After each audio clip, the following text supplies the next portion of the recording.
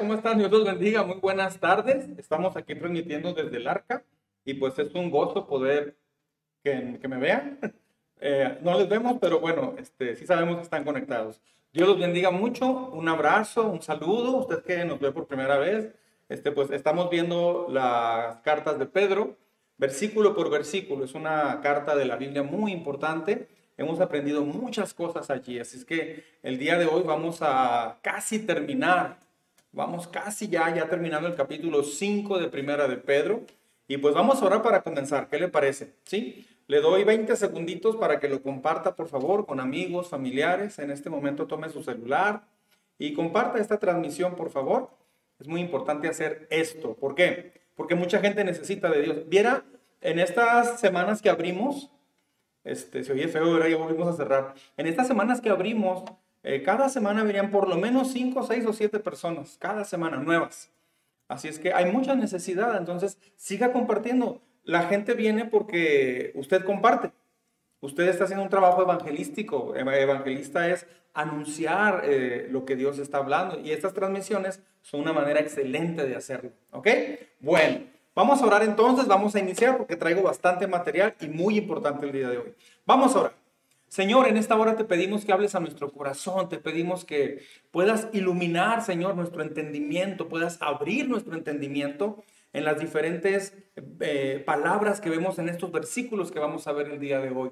Por favor, ayúdame a expresar, a explicar, Señor, a aplicar también el qué, el cómo, el porqué de tu palabra. Ayúdanos, por favor, que nadie termine como comenzó, que todos tengamos un entendimiento muy diferente, Señor, el día de hoy. En esta noche yo te pido que hagas milagros entre nosotros.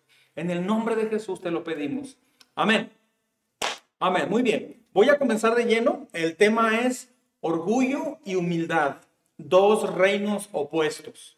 Voy a hablar también de cómo el diablo se aprovecha del orgullo, ¿sí? Pero es orgullo y humildad, dos reinos opuestos, ¿sí? Comienzo en el verso 5, estamos en Primera de Pedro, capítulo 5, versículos 5 al 9. Va a estar interesante el tema, sígame, no se descuide, tenga ahí cuaderno, pluma, no sé. Sígame, por favor, no se descuide. No esté haciendo otras cosas. Hay gente que ve esta transmisión cenando o haciendo otras cosas. No, métase con Dios de lleno. O sea, los tiempos no están para verlo como si fuera un programa de, no sé, un programa de televisión o algo así. No, realmente Dios nos va a hablar, ¿ok? Imagínense que está en la iglesia, ¿sale? No estás en la iglesia comiendo pollo con frijoles. No estás haciendo eso. Estás metido en el tema, ¿amén? Ok, muy bien. Verso 5 dice, asimismo, jóvenes, bueno, la semana pasada dio instrucciones para diferentes personas, ancianos, líderes, etcétera. Y ahora dice, asimismo, jóvenes, sométanse a los ancianos. Así dice, sométanse a los ancianos. Dice, revístanse todos de humildad en su trato mutuo. Porque Dios se pone, hay que explicar por qué. Dios se opone a los orgullosos, pero da gracia a los humildes. O sea, dice qué es lo que deben de hacer los jóvenes. Se refiere a las personas que no están en una edad avanzada, pero también se refiere al trato que debes de tener con el liderazgo de la iglesia. Se refiere literalmente al trato con los líderes de la iglesia, con el pastor de la iglesia, con las personas que están al frente de los ministerios de la iglesia, etc. Y se refiere a todas las personas que no están en esos ministerios, pero específicamente también se refiere aquí a los jóvenes. Y les dice una palabra interesante, sométanse, ¿sí? Someterse no quiere decir un régimen, quiere decir una decisión amorosa. Eso es someterse, de hacer equipo con la otra persona.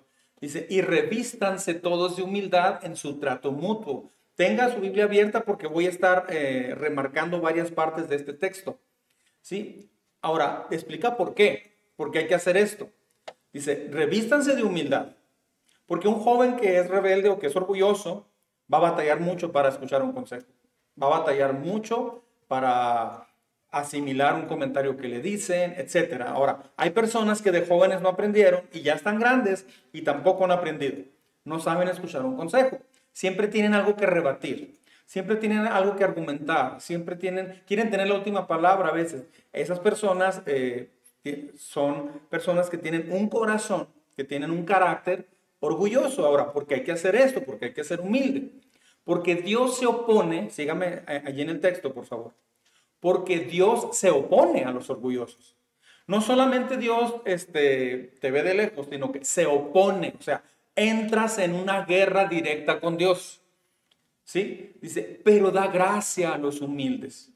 Entonces, sí conviene aprender a ser humilde.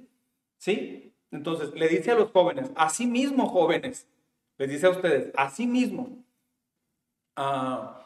Pedro comienza con esta palabra de humildad hacia los jóvenes, en contraste con los ancianos a los que les había hablado anteriormente.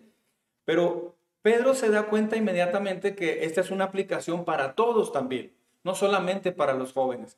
Entonces, esta palabra habla de ser sumisos unos a otros, aprender a tener sumisión, aprender a ser humildes unos con otros. Dice, revístanse de humildad, es lo que está diciendo. Aplica para todos. Esto aplica para todos. No es especialmente para los jóvenes. Repito, hay gente mayor que no es humilde. ¿Sí? Y hay gente joven que es humilde. Humildad no me refiero a la economía, obviamente. Me refiero a un carácter sencillo, humilde. Dice, revístanse de humildad. Humildad se demuestra a través de la sumisión. Es una persona que tú le dices algo con la Biblia, un consejo, un comentario, y la persona, oh, sí, cierto, gracias por decírmelo. Eso es humildad. Una persona que no sabe hacer eso casi siempre está rebatiendo, argumentando, discutiendo, y al final dice, yo sí lo he hecho. Mencioné el domingo pasado, es como el ejemplo del rey Saúl en Primera de Samuel 15. Revíselo en detalle y ahí se va a dar cuenta que es una persona orgullosa, que no reconoce lo que hizo mal, culpa a otros y no se da cuenta, no alcanza a ver dónde se equivocó. Y al final dice, yo hice lo correcto. Todos en algún momento hemos tenido esa clase de orgullo, poco o mucho. Pero Dios dice bien tajantemente, revístanse de humildad. O sea, es la habilidad, humildad es la habilidad, escuche bien, de obedecer alegremente o guardar alegremente nuestra propia agenda para Dios. Es decir, lo que vamos a hacer, lo voy a hacer en humildad, en amor para Dios. Voy a someterme a lo que Dios dice, pero lo voy a hacer con alegría. ¿Sí? La agenda de Dios, cuando digo la agenda de Dios me refiero a lo que Dios te dice que hagas, lo que Dios te ordenó que hicieras. Si Dios me dice que haga tal cosa con mi jefe de trabajo, eso lo voy a hacer con alegría, con gozo. Eso define que una persona es humilde. Una persona que dice, yo no voy a hacer eso que Dios dice, yo hago otra cosa, o escucha, pero luego hace otra cosa. Esa persona no es humilde. Si usted tiene ese problema, ¿sí? No importa qué tanto usted alabe a Dios, no importa qué tanto usted sirva a Dios, no importa nada de eso. Lo que importa es si usted o tiene un problema de orgullo o es humilde. El orgullo es un problema, la humildad es una virtud. ¿Sí? Todo significa, o sea, todos, cuando dice que todos debemos de someternos y revestirnos de humildad, ¿sí? Significa que, o sea, le habla también a los ancianos, no solo a los jóvenes, ¿eh? Porque luego ha pasado, muchos jóvenes en la cultura japonesa y coreana se quejan de que ellos no pueden hablar, ellos no pueden decir nada porque los ancianos los tienen vetados, usted cállese, usted es joven y es inmaduro. Se piensa que los que tienen ya mucha edad son los que son más sabios. Eso es incorrecto, ¿sí? Es incorrecto. Todos significa que tanto ancianos como jóvenes, mayores y menores deben de esforzarse, debemos esforzarnos en lo más posible para aprender una cosa. Escuche bien, servirnos unos a otros. Eso es lo que Dios está diciendo aquí. En el ministerio de alabanza, por ejemplo, en el ministerio con los niños, en el ministerio de cabina, en el ministerio, en diferentes ministerios, el ministerio de enlace, no sé, en la iglesia, en el desarrollo que hacemos, en la vida familiar. Dice, debemos esforzarnos en lo posible para servirnos unos a otros. O sea, el enfoque es servir. ¿Sí? No dice, dejen que el pastor se esfuerce en servir a la gente. No, la gente debe también esforzarse en servir al pastor. Y el pastor, porque el pastor se esfuerza en servir a la gente. Déjenme le digo algo. Yo me he fijado que la gente espera, o hay gente que espera que el pastor le resuelva su vida, que el pastor esté siempre ahí dispuesto, pero hay personas que no están dispuestas a servir junto con el pastor o servir inclusive también al pastor. Se piensa como que es obligación del pastor hacerlo y no es obligación de la gente hacerlo hacia el pastor. No, debe de ser un trabajo mutuo. ¿Sí? ¿Cómo diré esto? Servir a la gente es un privilegio y la gente aprende a servir también a Dios, pero también al pastor y el pastor a la gente y lo hace por Dios también. Que no haya ninguna contención, o sea, ningún problema, sino que se haga lo máximo para que todo se aproveche al máximo, para que todo salga lo mejor posible, en amor, en sumisión, en trabajo rápido, sin tener problemas. Hay gente que se va a hacer algo y por todo tiene conflictos. Me sentí mal por esto, me sentí mal por aquello. Es que pensé que usted, quién sabe qué, es que me sentí mal porque fulano de tal me dijo tal cosa.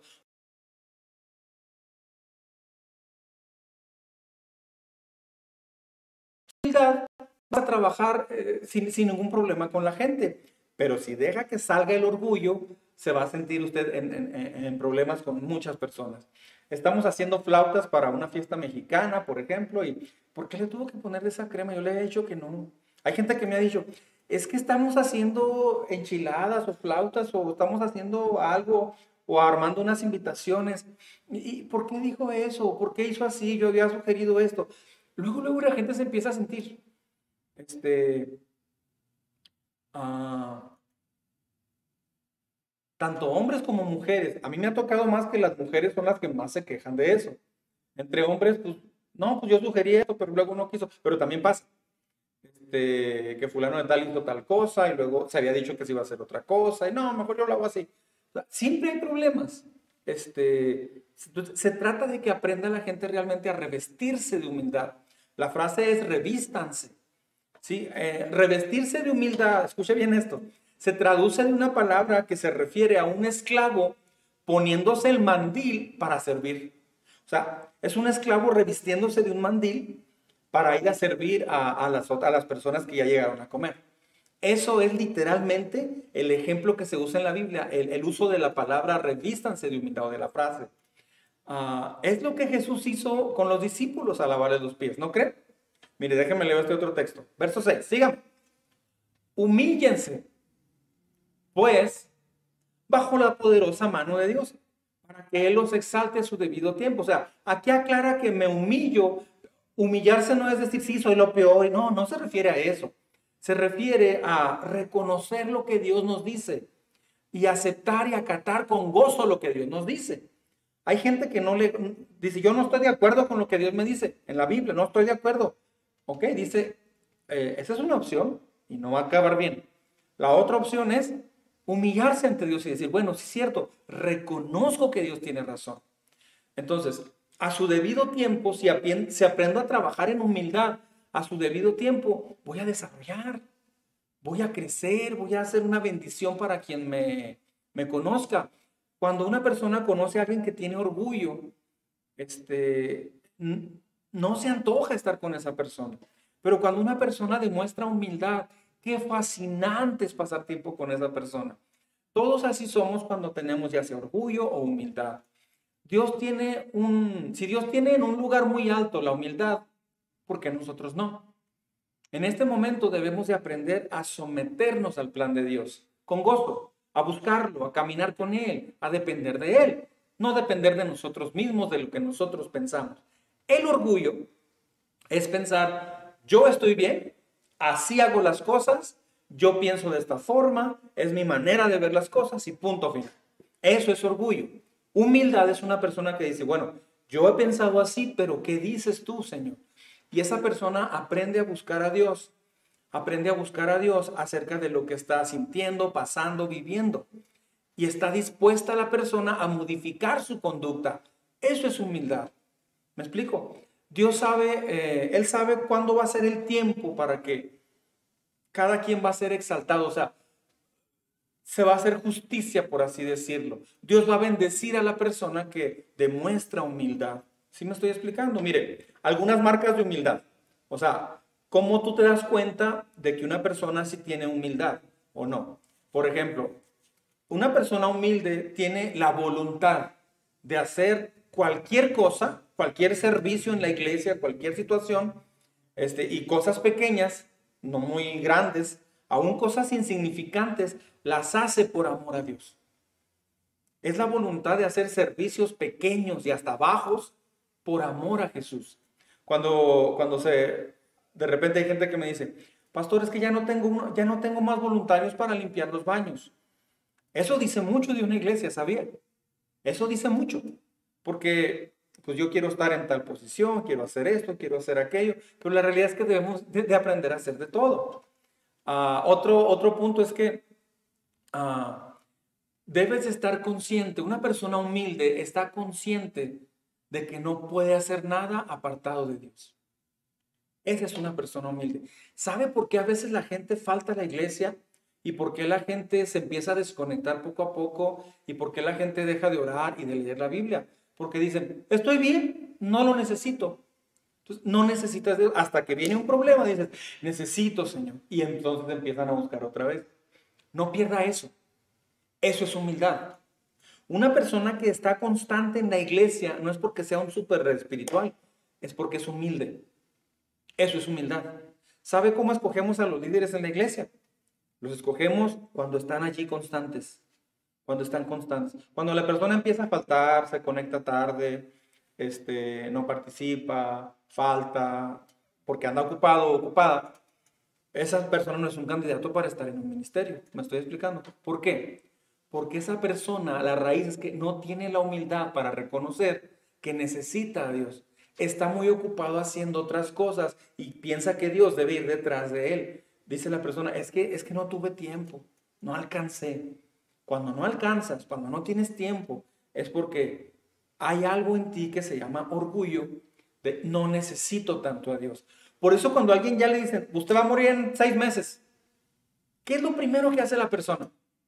Busca a Dios, lee la Biblia en 6 días, así, se devora la Biblia, le habla a todos sus amigos, les habla de Jesús, ¿pero por qué? Ora mucho, oye alabanzas, busca a Dios, ¿por qué? Como ya se va a morir, se da cuenta cuánto necesita a Dios. Eso es humildad, pero pues ya se va a morir. ¿Por qué no hacerlo en vida? Entonces dice, otra marca es que Dios, ¿cómo diré? Dios nos dice que hagamos algo, ¿no? Pero el hombre ignora su voluntad. O sea, Dios te dice algo y tú sencillamente lo ignoras, no haces caso. Eso es orgullo. ¿Me explico? O eso es una persona que no tiene humildad. Otra cosa es cuando la persona se centra en uno mismo en lugar de centrarte en servir a los demás. O sea, una persona orgullosa se centra en sí mismo en lugar de centrarse en ayudar a los demás.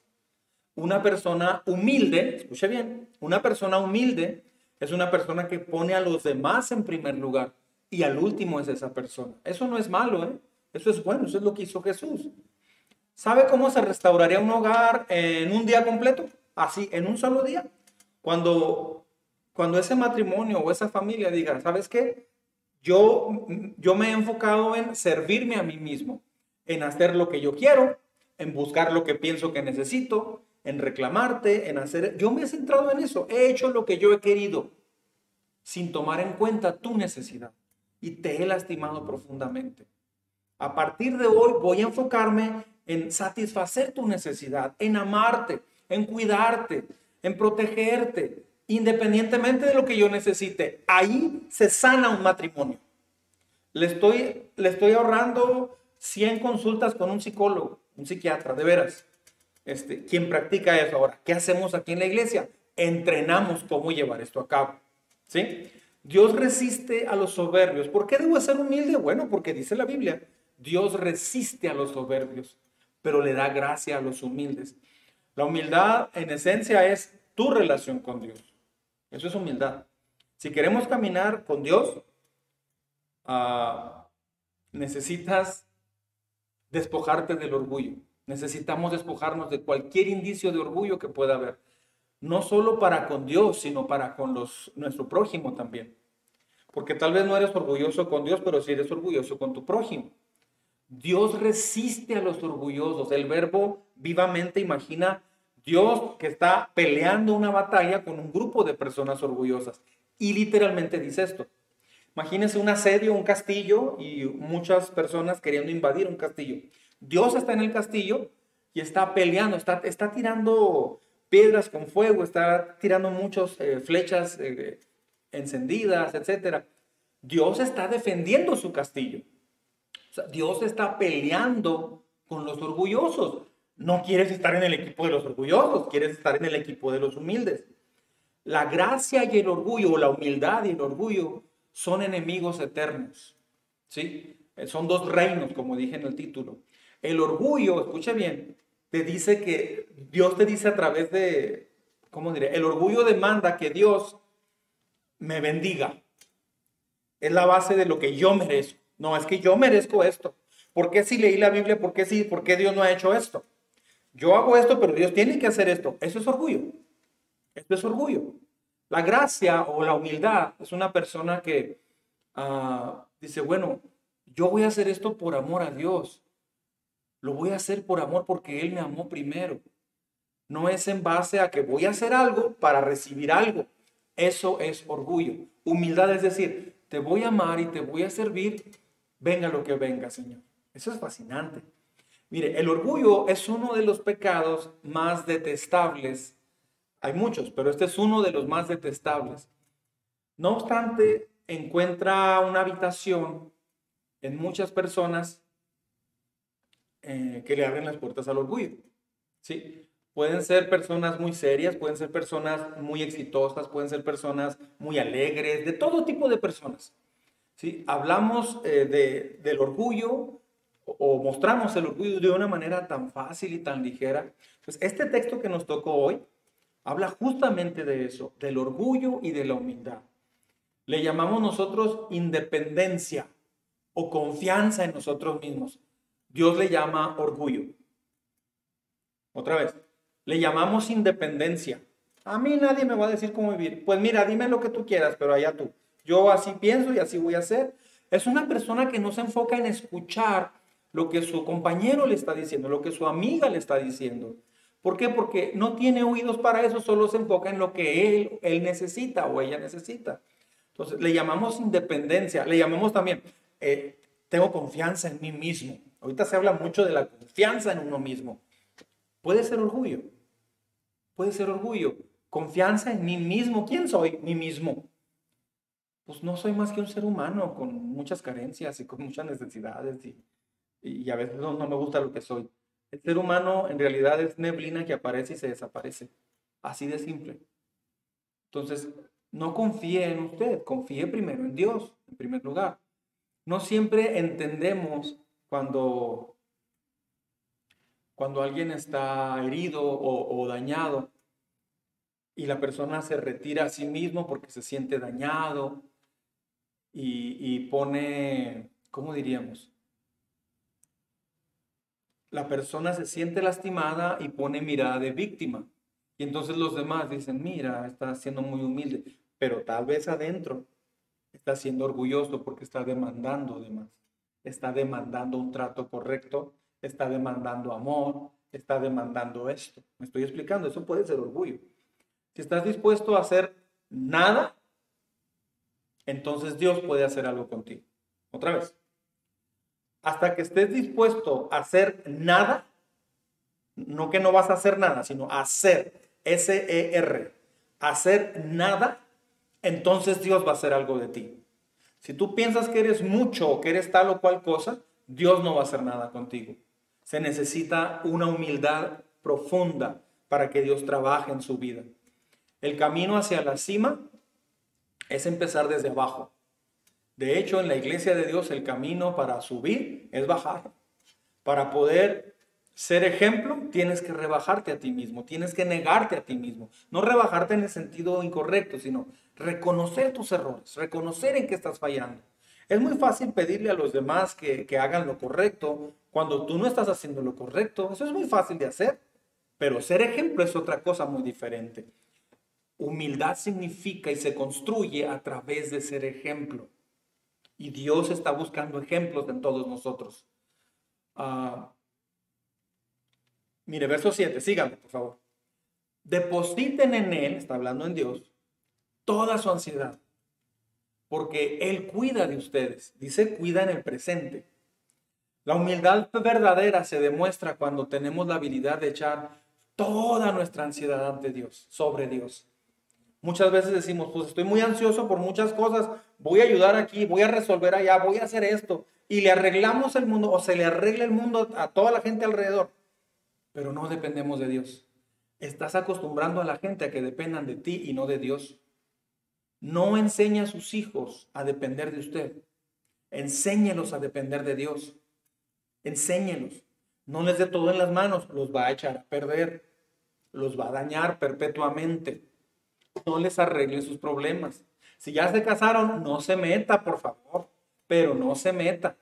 Si su nuera o su yerno quieren hacer tal o cual cosa, no es asunto suyo, no se meta, a menos que ellos vengan y le pregunten, pero no se meta. No le resuelva el mundo a la gente que le rodea por amor, porque usted puede estar siendo alguien que quiere tenerles todo arreglado, pero no está permitiéndoles darse cuenta que necesitan a Dios.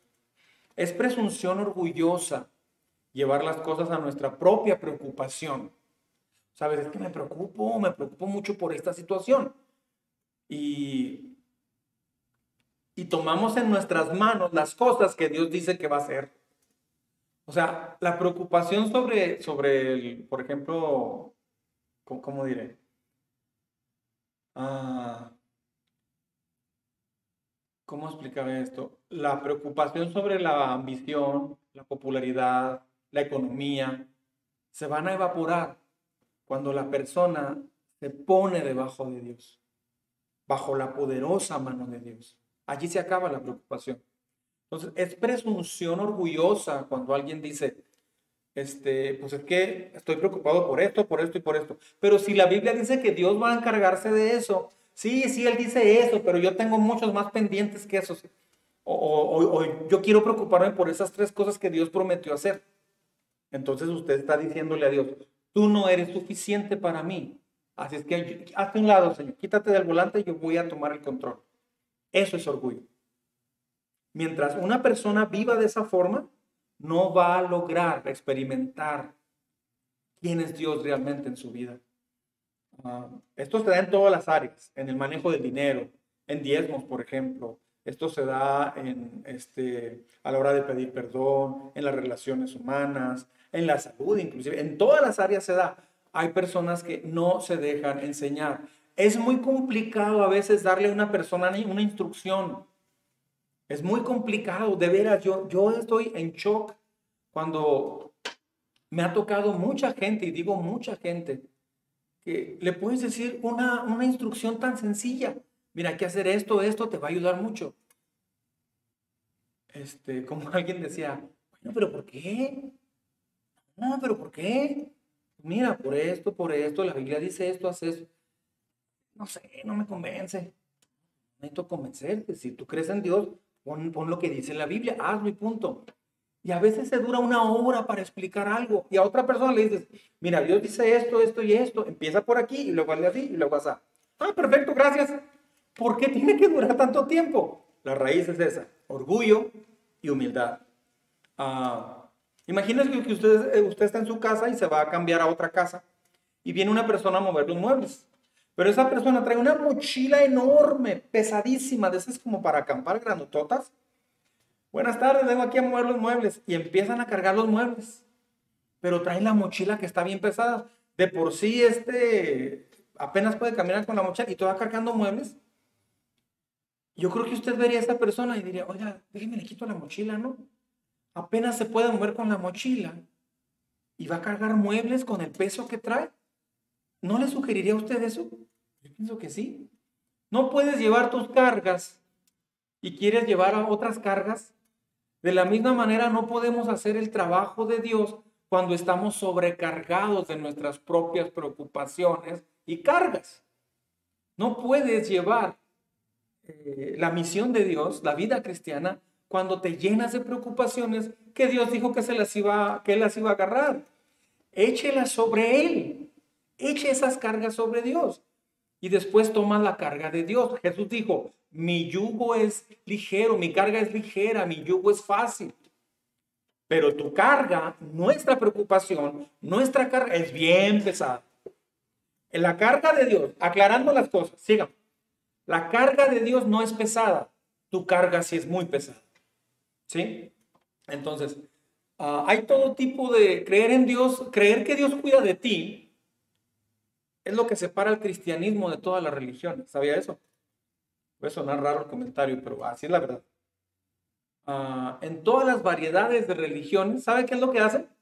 Están tratando de hablarle a un Dios dormido, a un Dios ocupado, a un Dios que a ver si me escucha. No, pues sigue el problema. A ver, sacrifiquen otra quinceañera para que, a ver si se aplaca el volcán. A ver si así pasa esto. A ver, ahora hay que golpearnos más para ver si Dios responde, a ver si Dios perdona.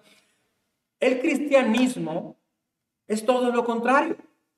No, Dios no está aquí lejos ni durmiendo. No es una deidad durmiendo o no es una deidad que no llegas a su estándar. Dios es alguien que dice, déjame llevar tus cargas.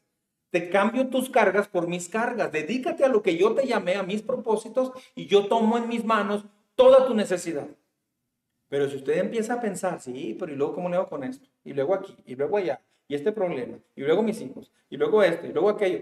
Estas son sus cargas. Mientras usted las lleve, usted va a pasar muchos problemas en su cuerpo, en su mente, en su corazón, y no va a llevar las cargas de Dios.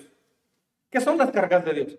Pues vivir para Él, servirlo, ir a la iglesia, compartir con otros, leer la Biblia, orar, practicarlo en la vida diaria.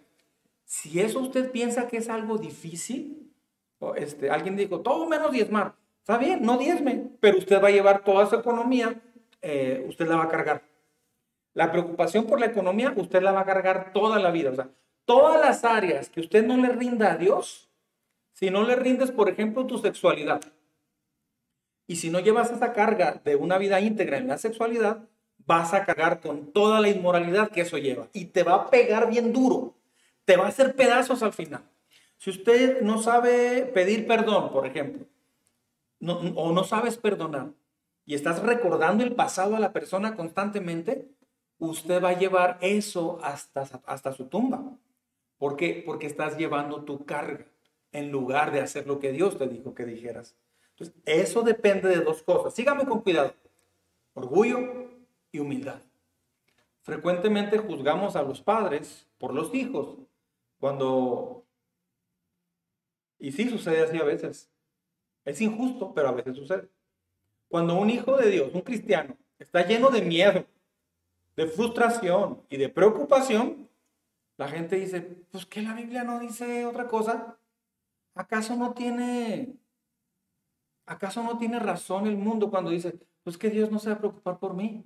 Porque a veces conocen cristianos preocupones, molestos, enojones, miedosos, que reflejan injustamente quién es Dios. Dios no es eso. ¿Sí? Sigan, verso 8. Practiquen el dominio propio y manténganse alerta. Una vez que habló del orgullo y la humildad, aquí dice, practiquen el dominio propio y manténganse alerta. Dominio propio es saber controlarte, saber frenarte. Una persona me dijo hace poco, ya ves cómo soy, que yo digo lo que pienso así nada más y barro con todo el mundo y ya después digo, y me equivoqué. Ok, ya sabes cómo soy o cómo era. Porque si me dices, es que yo soy así, pero quiero seguir siendo así, ese es un problema.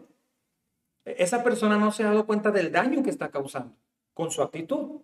Dice, practiquen el dominio propio, manténganse alerta. Su enemigo, el diablo, ronda como león rugiente buscando a quien devorar. Pedro aquí nos exhorta a tener la mente sobria, despejada, velando, porque Satanás todavía no ha sido atado, todavía no llega a su fin. Esto va a ser hasta el milenio.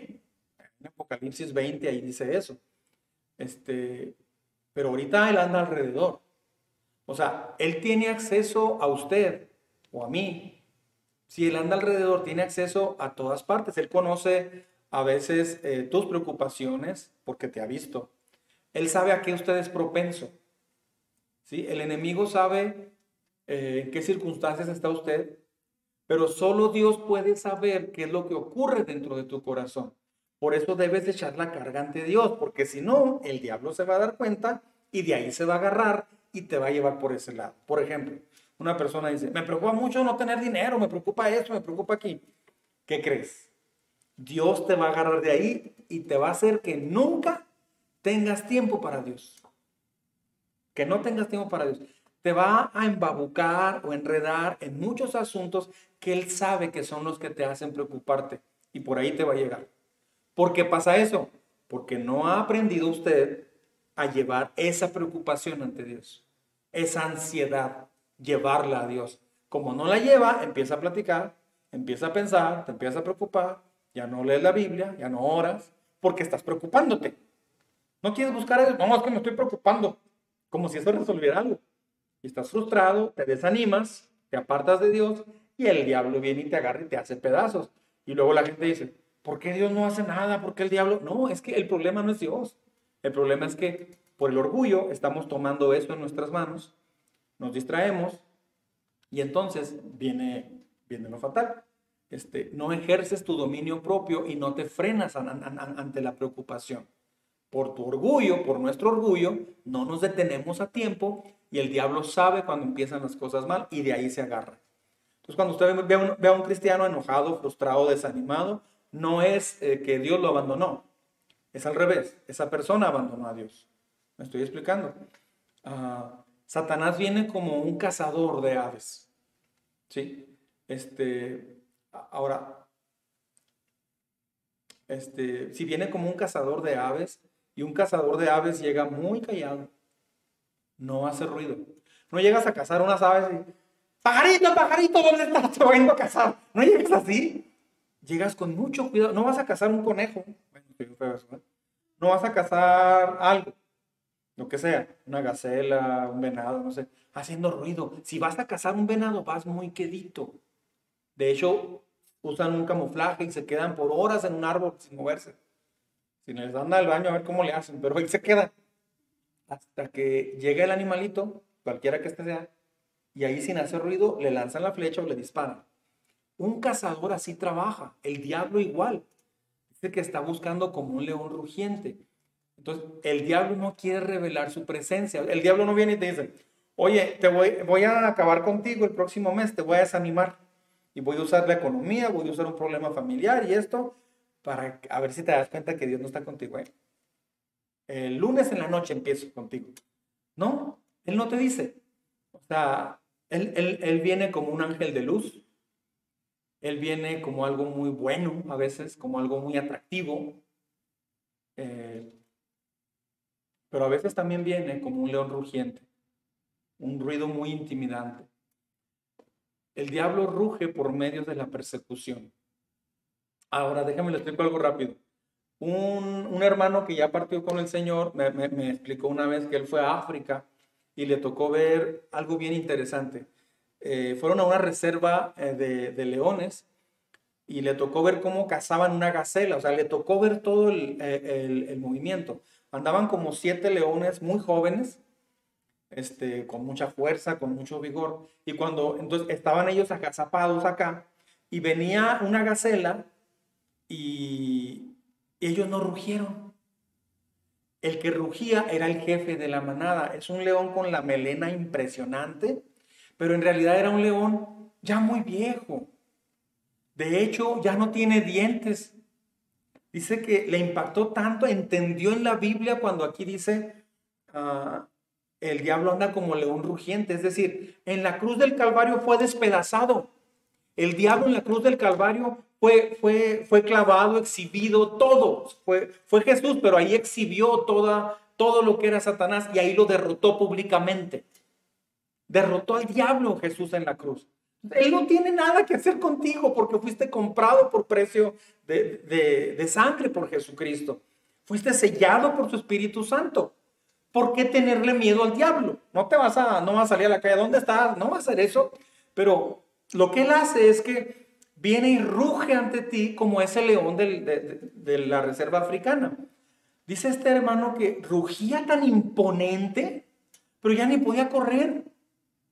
Ya ni podía morder, batallaba para masticar, porque ya se le habían caído los principales dientes. pero su rugido era tan imponente. Entonces la gacela, al oír el rugido, salía corriendo para donde cree, para donde estaban los leones jóvenes. Y ahí sí se la comían vivo, literal. Ahí sí la mataban.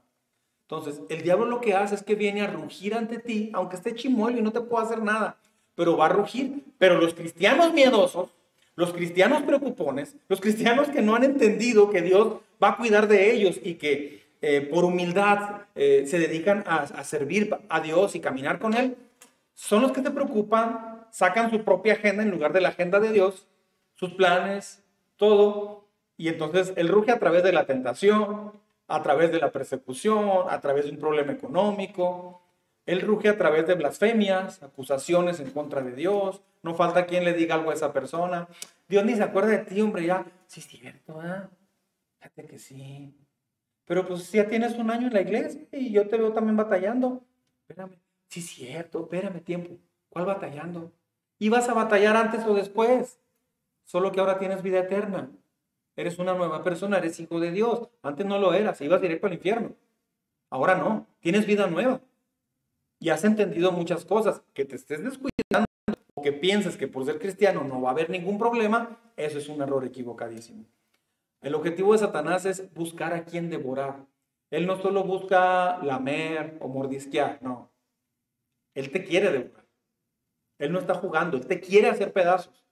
Él nunca va a estar contento hasta que te vea caído y devorado. Él te va a romper todos los huesos en 1000 pedazos.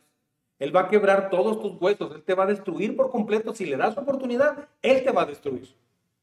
Él se place, se goza en eso, porque tú eres hecho a imagen de Dios.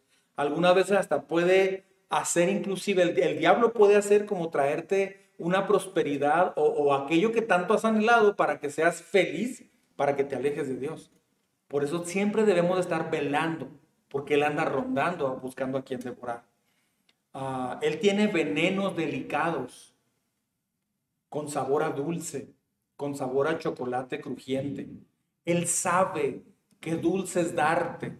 Él sabe cómo atraerte hacia una bebida, hacia un dulce muy codiciado por ti. Y sabe cuáles son las preferidas de los hijos de Dios. Por eso debemos estar velando. Si piensa que nuestra destrucción, si Él piensa que nuestra destrucción puede lograrse por mejor que con dulces ricos en lugar de dulces amargos, el diablo se enfoca en el que tenga el mejor efecto. En algunas personas no es tentación un dulce rico que el diablo ofrece. No, saben distinguir y se frenan. Pero un dulce amargo, o sea, una situación dura que traiga el diablo a tu vida, hay gente que va a decir, no, ya con esto fue demasiado, ya no quiero nada con Dios. Y otras personas sí se dejan engañar por algo dulce, o otros se dejan engañar por algo amargo. ¿Me estoy explicando? Termino con esto, verso 9. ¿Qué es lo que dice que hagamos? Resístanlo. ¿Cómo lo resisto? Aquí va. Manteniéndose firmes en la fe. ¿Qué cosas necesito para mantenerme firme en la fe? Ahorita le voy a decir, perdón. Sabiendo que sus hermanos en todo el mundo están soportando la misma clase de sufrimientos. O sea, lo peor que puede pensar una persona así, a menos que tenga orgullo, es decir, yo sufro mucho, sufro más que todos. Nadie en el mundo ha sufrido tanto, tal vez ni Cristo. O sea, hay gente que piensa que son los que sufren por todo y no les puedes decir nada porque sufro todo. Soy de lo peor, no hago nada bien, toda mi vida ha sido un desastre, soy un fracaso, soy menos que un fracaso. O sea, son personas que dicen, no, es que esto que me pasó ya fue de más, ya no quiero nada. Esa persona se cansó de resistir al diablo. No estás resistiendo a Dios, estás resistiendo al diablo. Resistir los problemas no es resistir a Dios, es al diablo. El secreto de la guerra espiritual es muy fácil. Resista firmemente. ¿Cómo se hace eso? Dele prioridad a todo lo que es de Dios. Así. Dele prioridad a un miércoles como hoy. Dele prioridad a la lectura de la Biblia. Dele prioridad a un servicio de domingo. Dele prioridad a todo. Cuando diga, no, lo hago después porque traigo mucho trabajo. Entonces, ¿cómo vas a desarrollar esa disciplina de poner a Dios en primer lugar? ¿Cómo le vas a hacer? A medida que estás firme en la fe, vas resistiendo las mentiras, la intimidación del diablo y todo lo demás. La Escritura dice que los creyentes deben mantenerse bien firmes. La Biblia no dice que huyas del diablo, dice que huyas de la tentación, pero no del diablo. El diablo va a estar ahí siempre. Esto sería un esfuerzo inútil. ¿Cómo te vas a esconder del diablo? Pero sí debes de resistir al diablo, ¿sí? Sí debes de huir de la tentación, pero el diablo no vas a poder huir de él. Siempre te va a buscar donde estés para tentarte, pero sí tienes que resistirlo. ¿Sabe qué significa resistir en las palabras griegas? Significa estar de pie y en contra. Eso significa, estoy de pie y en contra de ti. Eso es resistirlo. No son cristianos que dicen, pues a ver qué pasa, pues ya ni modo. No, eso no es estar de pie y en contra. No, ya no voy a la iglesia, ¿para qué? Ando bien mal, me siento mal, me siento hipócrita. Ahí ya no estás resistiendo. Sí, voy tarde, pero es que andaba bien ocupado en muchas cosas. No, entonces no estás resistiendo. Es que ya no leí la Biblia. La otra semana empiezo bien. El próximo verano me meto de lleno. No estás resistiendo. ¿Sí? Satanás puede salir corriendo por la resistencia que un creyente le pone en el nombre de Jesús. Resistan, ore cada vez más, lea cada vez más, hable cada vez más de Jesús, lleve gente a la iglesia cuando volvamos a abrir. Yo pienso que tal vez en 2 semanas abrimos nuevamente. Muchas veces Satanás no es nada más que un león chimuelo, así, un león chimuelo que no tiene nada que hacer, pero pues te quiere matar y quiere que las ovejas se vengan con él en lugar de que vayan con Jesús. Así de simple. Entonces, hay que hacer todo esto, ¿sí? Bueno, vamos a orar entonces para terminar y voy a hacer una oración para terminar este tema y luego voy a orar también por diezmos y ofrendas en la misma oración y así terminamos. ¿Le parece? Muy bien, vamos a orar. Señor, en esta hora, Padre, te damos gracias por este tema. De veras, Señor, que el orgullo es algo que nos ha afectado tanto a todos. Enséñanos a vivir cada vez más humildes delante de ti y cada vez más humildes delante de la gente que nos rodea. Perdónanos, Señor, por favor. Perdónanos porque en ocasiones batallamos mucho para dejar las preocupaciones y cosas que nos atañen, dejártelas a ti. Sí tenemos que hacer lo que nos toca hacer, Señor, pero a veces tomamos todo en nuestras manos. Enséñanos a ser humildes. Perdónanos, Señor, si por orgullo no tenemos tiempo para ti, porque tenemos una agenda tan saturada que hemos cambiado nuestra agenda por la agenda que tú nos habías dado. La dejamos a un lado y tomamos otra vez nuestra agenda, nuestras actividades. Señor, ayúdanos a estar firmes para resistir al diablo. A cada quien el diablo le ataca de diferente forma, Señor. Ayúdanos, por favor, a hacer tu voluntad, a cuidar la forma en cómo vivimos, hablamos, pensamos. Restaura mi hogar. Dígale a Dios dónde está. Señor, restaura mi hogar, pero comienza en mí. Comienza en mí, por favor. Quebranta cualquier indicio de orgullo que pudiera tener. Quebranta cualquier actitud orgullosa de la que tal vez no me doy cuenta. Quebrántala y muéstrame, ayúdame a meterme a mi corazón con tu palabra y darme cuenta si hay orgullo en mí. Desarrolla en mí, Señor, una vida de humildad, donde yo pueda ser una persona que recibe consejo, que sabe escuchar atentamente un consejo que se le da. Enséñame a leer la Biblia, pero con una actitud humilde, Señor, con una disposición plena, completa, de hacer lo que tú me digas que haga. Por favor, ayúdanos, Señor, en el nombre de Jesús. Nadie puede pelear esto solo, Señor. Te necesitamos a ti. Son dos reinos que pelean todo el tiempo: el orgullo y la humildad. Y en medio está el diablo, Señor. Aquellos que son engañados por el diablo son aquellos, Señor, que en algún momento se han descuidado. Ayúdanos a no descuidarnos. Ayúdanos, por favor. En el nombre de Jesús, te pedimos por esto. Bendice también, Señor, estos diezmos y estas ofrendas. Multiplícalos. Gracias por la provisión de las personas que han tenido este compromiso y hasta ahorita podemos sostener estas transmisiones, el edificio y todo lo demás. Gracias, Señor.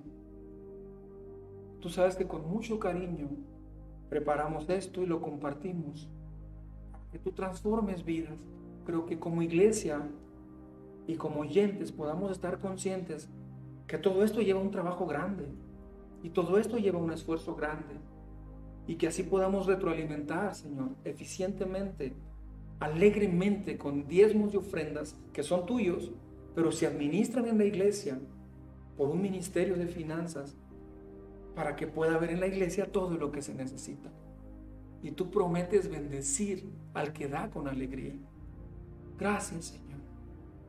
No nos permitas, Señor, estar en contra tuya, orgullosamente resistiéndote en esta área.